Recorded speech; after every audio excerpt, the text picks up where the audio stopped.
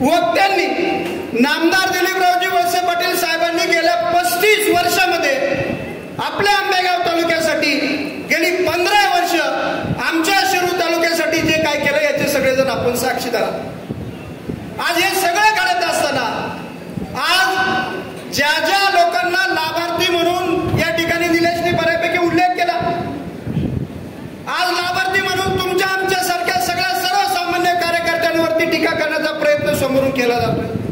आज तुम्ही सगळ्यांनी त्या ठिकाणी समोरच्यांना प्रश्न विचारण्याची गरज आहे की खरं लाभार्थी कोण आहे, जे 12 वर्ष भीमाशंकर सहकारी साखर कारखान्याचे चेअरमन होते, जे 7 वर्ष मार्केट कमिटीचे सभापती म्हणून त्यांनी काम केलं, ज्यांची जर गाडीच्या लाईट डिझेलची बिलं जर काढली तर लाखो करोड रुपयांची बिलं 12 वर्षामध्ये आपल्याला सगळ्यांना पाहायला मिळते।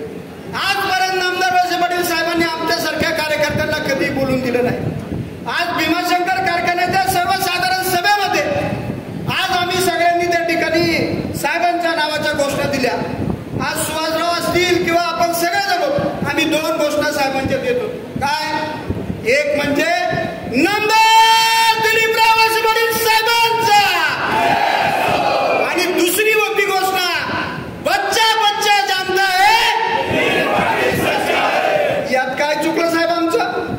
आम्हाला गुंड म्हणून संबोधित केलं गेलं। एक कागद दाखवला साहेब प्रेसला आणि त्या कागदावरती तडीपारीची नोटीस होती। मला आज नम्रपणे या ठिकाणी विनंतीपूर्वक सांगायची की त्या नोटिसीवरती इतर जी नावं होती ती सुद्धा वाचायला पाहिजे होती।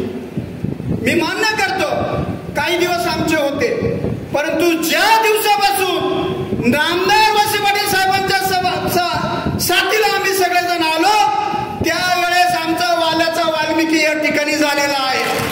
आम्ही मान्य करतो की आज आम्ही साहेबांबरोबर आहे। आम्ही लाभार्थी नाही साहेब, कुठलाही लाभ आज तुमच्यापासून आम्ही कुठलाही घेतला, पण समाजासाठी सातत्याने या ठिकाणी आम्ही सगळ्या गोष्टी मागत आलो आणि मी अभिमानाने सांगेल जे काही समाजासाठी लोकांसाठी मागितलं ते आजपर्यंत साहेबांनी या ठिकाणी दिलं। आणि अजून एक मुद्दा बोलून मी या ठिकाणी थांबणार आहे की शेतकरी पुत्र म्हणून साहेब या ठिकाणी संबोधले जातं। मला आज तुम्हा सगळ्यांना, तुम्ही सगळेजण सर्वसामान्य कुटुंबातले आहात, सगळे शेतकरी कुटुंबातले आहेत। आज एखादा व्यक्ती शेती करून रांजणगावच्या सारख्या ठिकाणी 5-5 एकर जमीन गावडे साहेब घेऊ शकतो का? घेऊ शकतो का? मला सांगा। ज्या ठिकाणी 20-20, 25-25 लाख रुपये गुंठा रेट आहे अशा ठिकाणी तुम्ही 5-5 एकर जमिनी घेऊ शकता? फॉर्च्युनर एक गुंठा वापरला तर फॉर्च्युनर गाडी येते।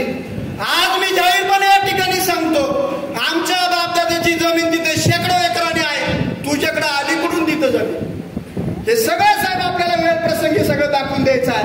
म्हणून मी